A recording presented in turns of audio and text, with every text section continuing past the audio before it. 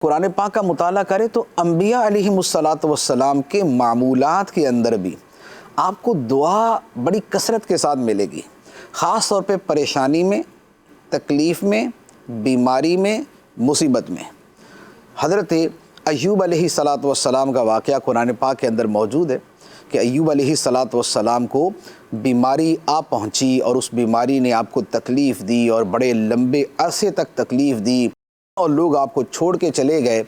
تو اس حالت کے اندر آپ نے اپنے رب کی بارگاہ میں کیا عرض کیا؟ انی مسنی الضر وانت ارحم الراحمین، کہ میرے رب مجھے تکلیف پہنچی ہے، مجھے تکلیف پہنچی ہے اور تو سب سے بڑھ کر رحم کرنے والا ہے۔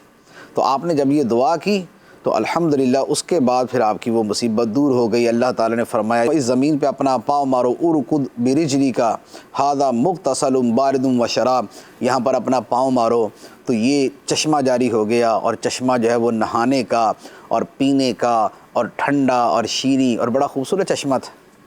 اچھا، اسی طرح حضرت یونس علیہ الصلاۃ والسلام کا جو واقعہ قرآن پاک میں ہے، سبحان اللہ، وہاں پر اللہ تعالیٰ نے جو فرمایا ہے وہ فرمایا فلولا انہ کان من المسبحین للبث فی بطنہ الی یوم یبعثون۔ فرمایا کہ یونس علیہ السلام جب اس مچھلی کے پیٹ میں چلے گئے تو فرمایا کہ اگر یونس تسبیح پڑھنے والوں میں سے نہ ہوتا تو قیامت تک اس مچھلی کے پیٹ میں ہی رہتا، للبث فی بطنہ الی یوم یبعثون، قیامت تک اس مچھلی کے پیٹ میں رہتا۔ لیکن تسبیح پڑھی تو تسبیح پڑھنے کی برکت سے کیا ہوا؟ اللہ تعالیٰ فرماتا ہے کہ ہم نے اسے نجات عطا فرما دی۔ کیا تھا وہ؟ دوسری جگہ سورۃ الانبیاء میں فرمایا فنادی فی الظلمات، تاریکیوں میں خدا کو پکارا، تاریکیوں میں خدا کو پکارا، اور کیا پکارا؟ لا الہ الا انت سبحانک انی کنت من الظالمین، تیرے سوا کوئی معبود نہیں، تو پاک ہے، بے شک میں ہی اپنی جان پہ زیادتی کرنے والوں میں سے ہوں۔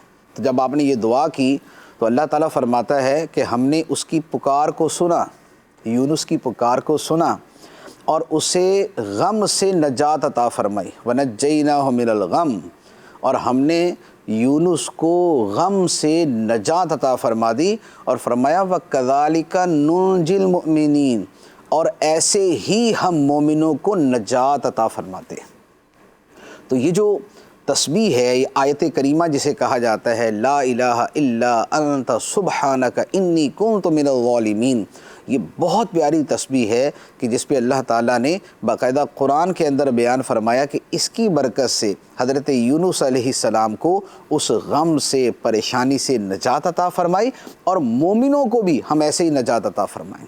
تو مومن پڑھے، آیت کریمہ پڑھے، قرآن کی آیت ہے، تسبیح کی نیت سے پڑھے، اللہ کی جو ہے وہ توحید بیان کرنے کی نیت سے پڑھے، تو انشاءاللہ عز و جل اس سے مصیبتوں سے نجات ملے گی۔ بعض لوگ کہتے ہیں کہ یار بھئی آپ نے کہا کہ وہ فلاں شاید دعا ہے، اس میں دعا کے تو لفظ ہی نہیں ہے، کیونکہ دعا کے اندر تو کوئی مانگا جاتا ہے نا، یا اللہ مجھے یہ دے دے، یا اللہ مجھے یہ دے دے۔